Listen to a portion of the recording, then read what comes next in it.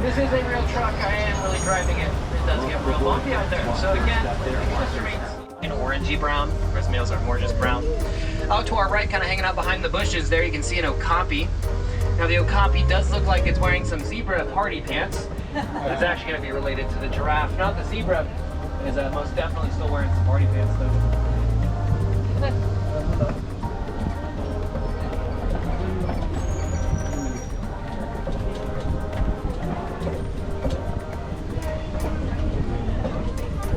Okapi is a rather reclusive animal, wasn't discovered by Western civilization until 1901.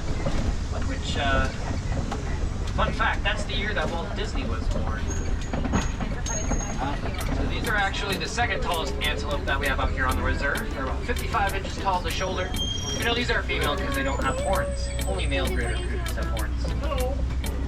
If you actually look up at the animal spotting guides again, on either end you can see a picture of a male greater kudu. You can see those long spiraled horns. If you could actually unravel those horns and straighten them out, they can actually be about 5 to 6 feet long.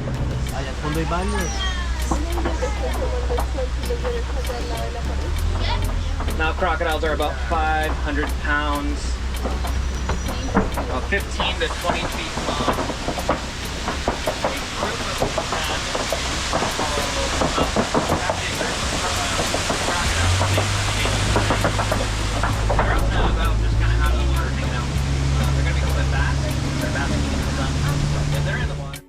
Them the nickname the upside down tree.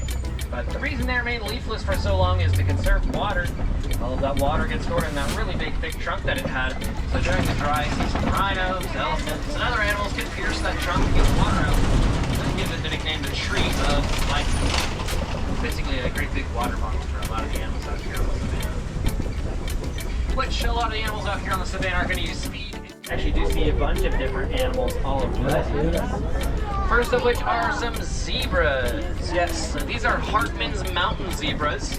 We know that because the stripes on their backside are a little bit more spaced out and a little bit thicker than the rest of their stripes.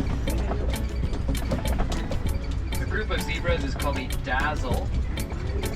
Or dazzle. When a baby zebra is born, they imprint on their mother, which pretty much just means they memorize the stripes of their mom. Actually looks like there is a baby zebra out there. It's kind of behind the trees. It's laying down right now. It's a little hard to see, but like I was saying, so oh yeah, so they memorize the stripes of their mom, as no two zebras have the same stripes. Stripes are unique to themselves. So it's one of the ways a baby can tell their mom apart, just by looking at their stripes. To our left, laying down kind of back by the bamboo, you can see some African painted dogs.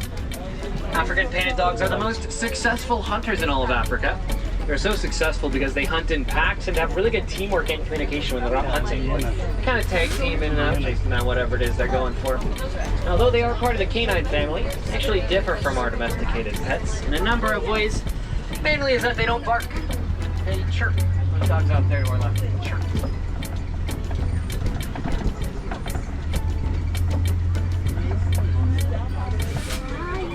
Looks like there's another baby zebra over here on our right.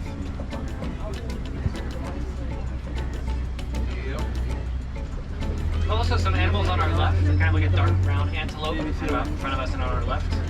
Those are sable antelope. Sable antelope are the emblem of the Harambe Wildlife Reserve. They're very territorial and protective of their young, just as we protect all the animals we've got out here.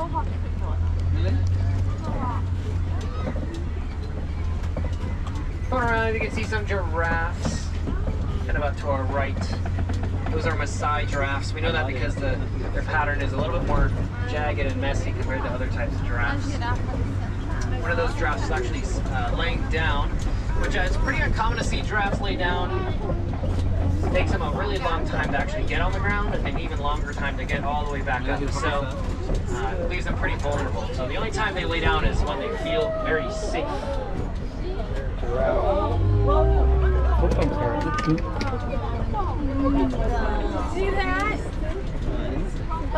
There's also a couple of cows around us with the massive horns. These are Ankoli cattle. Ankoli cattle, as you can see, have got some truly huge horns, and their horns look really heavy.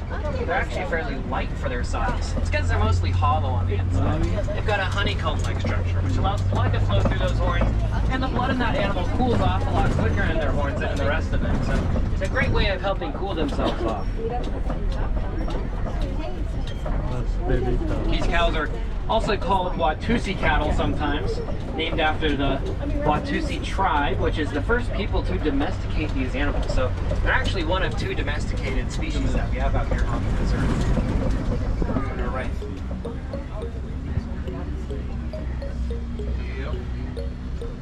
Also some animals on our left, kind of like a dark brown antelope about in front of us and on our left. Those are sable antelope. Sable antelope are the emblem of the Harambe Wildlife Reserve. They're very territorial and protective of their young, just as we protect all the animals we've got out here. Going around, you can see some giraffes, and about to our right. Those are Maasai giraffes. We know that because their pattern is a little bit more jagged and messy compared to others to actually get on the ground, and an even longer time to get all the way back up. So it leaves them pretty vulnerable. So the only time they lay down is when they feel very safe.